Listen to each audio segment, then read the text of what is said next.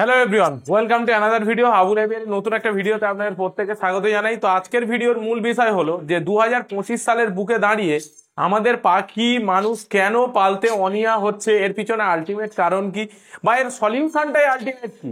আজকের একটা ছোট ব্রিডার সেও পাখি পালতে ভয় পাচ্ছে, আজকের একটা বড় ব্রিডার সেও পাখি পালতে ভয় পাচ্ছে। তো এর পিছনে আলটিমেট কারণটা কি আজকের এই ভিডিওতে আপনার সঙ্গে শেয়ার করবো। তো চলুন বেশি দেরি না করে ভিডিওটিকে শুরু করবো। তার আগে যারা ইউটিউব থেকে দেখছেন তারা অবশ্যই চ্যানেলটিকে সাবস্ক্রাইব করে আমাদের পাশে থাকবেন, এবং যারা ফেসবুক থেকে দেখছেন তারা অবশ্যই কিন্তু আমাদের পেজটাকে ফলো করতে ভুলবেন না। তো চলুন ভিডিওটিকে শুরু করি। 2025 সালের বুকে দাঁড়িয়ে যারা পাখি পালন করতে চাচ্ছে, আজকের একটা ছোট ব্রিডার সে আজকের যদি একটা বদ্রি পাখিও চাষ করতে চায়, এক জোড়া দু জোড়া তিন জোড়া, সেক্ষেত্রেও কিন্তু তার একটা বড় বার্ডেন আসছে কি যে খাবারের দাম। আজকের আগে কি ছিল, খাবারের দাম কম ছিল, পাখির দাম বেশি ছিল। আজকের কি হয়েছে, পাখির দাম কমে গেছে, খাবারের দাম কিন্তু অত্যাধিক পরিমাণে বেড়ে গেছে।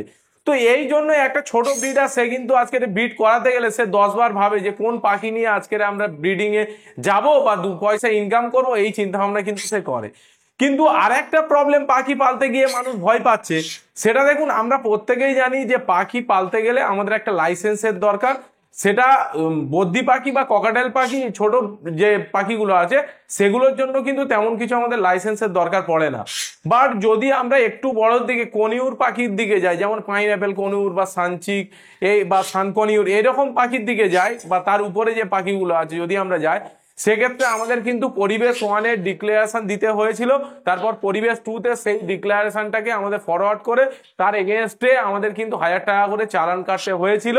এবারে অনেকে কি করেছে, আলাদা আলাদা স্পিসিসের উপরে আলাদা আলাদা কিন্তু অ্যামাউন্ট দিয়ে তারা আলাদা আলাদা ভাবে চালান করেছে, এবং তাদের কাছ থেকেই যখন পাখি কিনতে যাচ্ছে তখন সে ট্রান্সফার করার জন্য এক্সট্রা যে টাকা নিয়ে নিচ্ছে। এবারে যে অ্যাড করছে সে কিন্তু অ্যাড করার সময় 1000 টাকা দিয়ে তার পরিবেশ 2.0-তে সে অ্যাড করে তার পাখিটাকে সে সরকারের কাছে দেখাতে পারছে। কিন্তু আজকের দিনে যে সমস্যাটা হচ্ছে সেটা হচ্ছে যে আমাদের ধরুন অনেক আগে যারা পাখি করেছিল, যারা পরিবেশ 1 সম্পর্কে যাদের ধারণা ছিল না, তারা আজকে দেখুন, আজকের যারা হাই মিউটেশন বা টপ প্রাইসে যে সমস্ত পাখি, ম্যাকাও থেকে আরম্ভ করে গ্রে প্যারট থেকে আরম্ভ করে বা কাকাতুয়া, যে সমস্ত পাখি যারা চাষ করছে তারা কিন্তু অনেক আপডেট থাকে এবং অনলাইনে তাদের সঙ্গে অনেক সংযোগ ব্যবস্থা থাকে। কিন্তু অনেক ছোটখাটো ব্রিডার তারা কিন্তু আজকের পাখি অনেকেই হয়তো আছে সানকনিও তারা জানেই না, গ্রামের দিকে যারা জানেই না, তারা পরিবেশ 1.0-তে কিন্তু তারা ডিক্লারেশন দেয়নি, এবং 2.0-তে যখন সে অ্যাড করতে যাচ্ছে তখন সে প্রতারকের পাল্লায় পড়ছে যে আমাকে এত টাকা দিতে হবে, আমাকে অত টাকা দিতে হবে, তখন গিয়ে আমি গিয়ে আমার ট্রান্সফার কাগজটাকে দেবো। তো এই জিনিসটার জন্য অনেকে কিন্তু তারা অ্যাড করতে পারছে না। এবারে আমার বলার বক্তব্য ফরেস্ট ডিপার্টমেন্টের কাছে একটাই, যে যে সমস্ত মানুষ 1.0-তে ডিক্লারেশন দিতে পারেনি, তাহলে সেই পাখিগুলোকে চুরি করে এনেছে? ডেফিনেটলি নয়। হয়তো ব্রিড করে এনেছে, বা সে এমন কারোর কাছ থেকে কিনেছিল যে অনেকদিন আগে তারা কিন্তু ডিক্লারেশন দিতে পারেনি বা ট্রান্সফার কাগজ দিতে পারেনি, সেক্ষেত্রে তাদের পাখিগুলো একদম জলের দামে এসে যাচ্ছে। এবারে যারা ছোটখাটো ব্রিডার তাদের ক্ষেত্রেই কিন্তু লসটা হচ্ছে, কারণ একটা কনিউর পাখি বলুন বা একটা তার থেকে বড় পাখি বলুন, তাদের কিন্তু পিছনে একটা খরচ আছে হিউজ লেভেলের, কারণ তারা ফ্রুটস খায়, বিভিন্ন মাল্টিভিটামিন বা যা যা ওষুধপত্র যাবতীয় দরকার সেগুলোর পিছনে কিন্তু অনেক কস্ট যায়।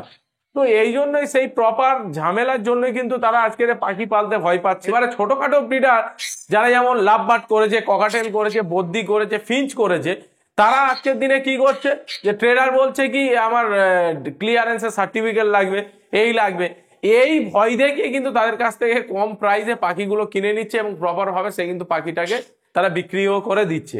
তো এই সমস্যার সমাধানটা যদি গভর্নমেন্ট থেকে হোক বা ফরেস্ট ডিপার্টমেন্টের থেকে হোক, যদি তারা এই প্রবলেমটাকে সলিউশন করতে পারে, যে তারা ভিজিট করলো, যে এই পাখি আছে, প্রপার একটা কাগজ তারা দিয়ে দিল, সেক্ষেত্রে স্ট্যাম্প করে তাদের কাছে সেই কাগজটা রইলো, এবং সে প্রপারভাবে যখন ব্রিডিং করাবে তখন থেকে সে আপডেটটা করতে পারে, তাহলে কিন্তু আরো বেটার হবে। আপনাদের মতে কি মনে হয়? কারণ অনেক ছোটখাটো ব্রিডার আছে আমার কাছে বলে যে দাদা এমন লোকের কাছ থেকে পাখি নিয়েছিলাম, তাদের অনেকদিন আগে কিনেছিলাম, তাদের কিন্তু ট্রান্সফার সার্টিফিকেট সে দিতে পারছে না, তাহলে আমি এই পাখিটাকে কি করব? যখন আমি ব্রিড করাবো তখন আমার কাছে দাম কম চাচ্ছে, ট্রেডার যখন চাচ্ছে দাম কম চাচ্ছে। তো এই প্রবলেমটা যতক্ষণ না সলিউশন হচ্ছে, মানুষ কিন্তু পাখি পালতে কিন্তু ভয় পাচ্ছে। তো আশা করো বন্ধুরা, এই যদি আমার সঙ্গে এই ভিডিওতে আপনারা সহমত হন, তবে কিন্তু অবশ্যই ভিডিওটিকে লাইক দিতে ভুলবেন না, এবং ভিডিওটিকে বন্ধু বান্ধবের কাছে শেয়ার করুন, কারণ অনেকেই এই প্রবলেমের মধ্যে আছে।